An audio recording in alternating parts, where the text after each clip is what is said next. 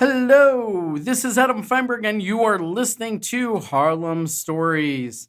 Welcome, welcome, welcome. Today we've got a great episode. Uh, Most people are just shocked when they find out that Upper Manhattan, the Fort George section of Washington Heights, actually had an amusement park that's been lost to history that actually rivaled or came at least close to Coney Island, believe it or not. So today we're going to talk about the Fort George Lost Amusement Park. So just a little housekeeping before we get started. This is a bi-weekly podcast. We talk about Harlem, Upper Manhattan, Washington Heights, Hamilton Heights, all the neighborhoods that, are basically north of 96th Street. So what we talk about in this podcast, we talk about things like, the architecture, the history, the stories, the people of Upper Manhattan, anything that might be of interest. And I think today's topic is one of those that is really interesting. It's the Fort George Lost Amusement Park. It was dubbed Harlem's Coney Island, and it was a giant amusement park. It was more than 100 years ago in the northeastern portion of Washington Heights. And what's part of Highbridge Park today was the Fort George Amusement Park. Wait a minute. Harlem's Coney Island, located in northern Washington Heights? Well, the neighborhood borders weren't defined as they are today or as disputed. It was located on Amsterdam Avenue between 190th and 192nd Street, overlooking the Harlem River. It opened in 1895. And well prior to the opening of the amusement park, George Washington fought the British in this location. It was a true rival to Brooklyn's Coney Island, fully appointed with multiple roller coasters, Ferris wheels, a skating rink, a music hall, a casino. Yes, you heard me that right. A casino and a hotel, the Fort George Hotel and Casino. Remember, this was an area that was being built up quickly in 1895, but was still considered outside the main city area. That said, even though it was outside the main city area, the amusement park was at the end of the 3rd Avenue trolley, which connected the Bronx and Manhattan. The trolley provided an easy way to travel to the park. Now, the park already existed, and there were two brothers, Joseph and Nicholas Shenik, recent Russian immigrants. They visited the park in 1905, and they were really impressed by the crowd size. So what they decided to do is they saw opportunity here, and ultimately they decided to open a beer concession stand known as the Old Barrel. It was a little narrow at 15 feet wide, but it was a little deeper, 25 feet long. So, not a huge bar, by any methods or measures, but ultimately this was enough to get them started in real business here in the U.S. Since they had come over not too long prior. It was here that they met with Marcus Lowe, and you might know that name is, he was founder of the Lowe's movie theater chain. Marcus was similarly impressed with the traffic in the park, and they ultimately met at some point and wound up forming a business partnership in 1906, adding several rides and a vaudeville stage along the Fort George station, and called it Paradise Park. At this point in time, Marcus Lowe owned and operated some penny arcades. He owned some Nickelodeon parlors and several theaters. Now, they weren't grand at this point, but this is where he was building his reputation and his name.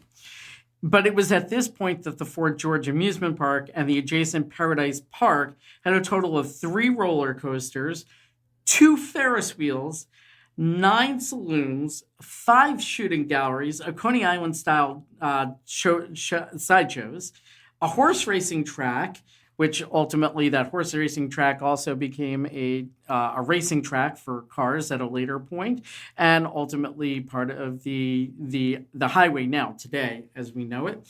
But all this stuff. It also had a tunnel boat ride, a toboggan slide, hotels, a casino, 2 music halls, the Trocadero on 190th Street, and the other one was the Star on 192nd Street.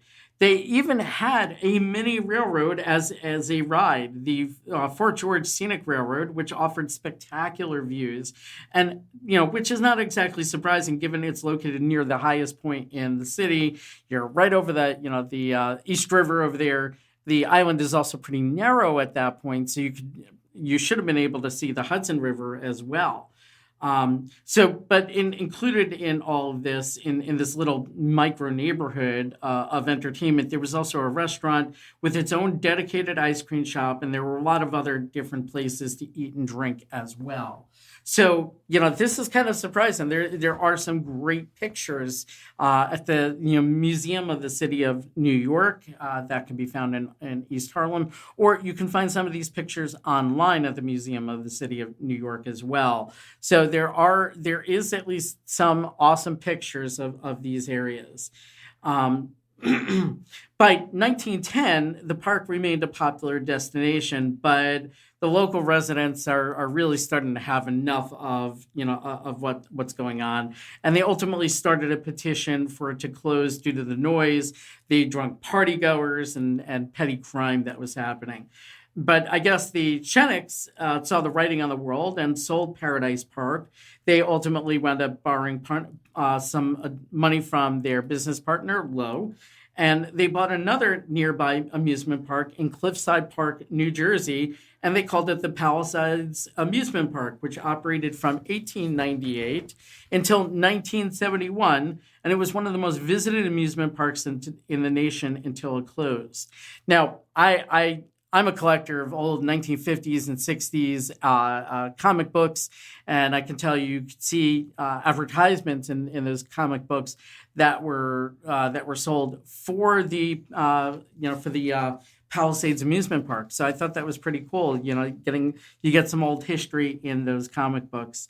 Ultimately, the Chenecks wound up cashing out in 1935, and they wound up selling the Palisades to pursue their dreams in Hollywood. And believe it or not, and this is another one of those facts that, so often are like so surprising. Most people don't realize, the true history. But ironically, the film industry started in Fort Lee, New Jersey, right over the opposite side of the Hudson, from the other side of the GW Bridge.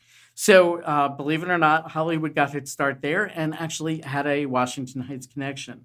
Might do a whole episode on that at some point. But as those complaints grew in December 1911, an arsonist set fire to Paradise Park. The damages weren't too bad, and the park reopened, less than a year later in 1912. But another year later, another fire was started, causing over 100,000 in damages. And remember, this is more than 100 years ago, so that was going to be pretty substantiated. So back in 1913, money not adjusted for inflation. So, but that ultimately wound up leading to the amusement park being permanently closed in 1914. The only attraction to survive that was relatively unscathed was a pretty well documented, at least until recently, carousel number 15. It was built by the Philadelphia Toboggan Company. In 1917, after the park had been closed for several years, the carousel was moved to the new Summit Beach Amusement Park in Akron, Ohio. In 1958, the Summit Beach closed and the carousel was moved to State Fair Park in Milwaukee, Wisconsin, and then later to Dandelion Park in Muskego, Wisconsin, where it remained until the park closed in 1976. So I guess it remained under wraps for a while, but in 1986, it was moved ultimately to Vancouver, British Columbia for Expo 86. And then, again, it got moved yet again. In 1990, the carousel was moved to Puente Hills Mall in the city of Industry, California. Now, it starts moving yet again, but back almost to where it started. In 1998, carousel number 15 wound up at the Palisades Center Mall in West Nyack. And the Palisades Center, if you're not familiar with it, just a little outside the city. It's one of the largest malls in the nation, was completed in 1998, so it's on the newer side of the story.